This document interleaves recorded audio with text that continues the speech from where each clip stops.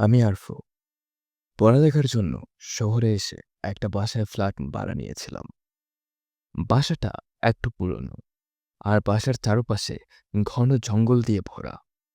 তবুও ভাড়াটা সস্তা ছিল, তাই বেশি কিছু না ভেবে ফ্ল্যাটটা নিয়ে নিই।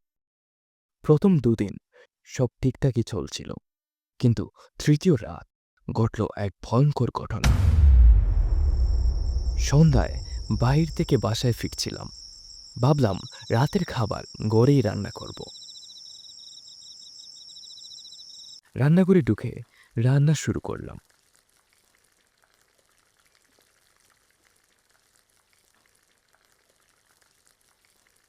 রান্নাঘর থেকে বাসার পিছনের দিকের ঘন কালো জঙ্গলটা পরিষ্কার দেখা যায়।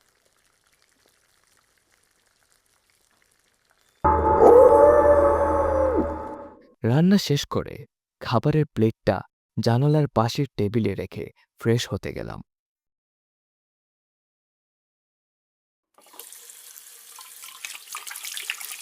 ফ্রেশ হয়ে ফিরে এসে যা দেখলাম তাতে আমার চোখ কপালে উঠে গেল। টেবিলের উপরে রাখা খাবারটা আর নেই। আমার স্পষ্ট মনে আছে আমি খাবারটা টেবিলের উপরে রেখে গিয়েছিলাম। তাহলে কি আমারই কোনো ভুল? রাতে আর খাবার খাওয়া হলো না। এভাবে ঘুমোতে চলে গেলাম। গভীর রাতে হঠাৎ ঘুম ভেঙে গেল। ঘড়িতে তখন ঠিক ৩টা বাজে। মনে হলো আমার বিছানার পাশের জানালায় কেউ ঠক ঠক করে ডাকছে।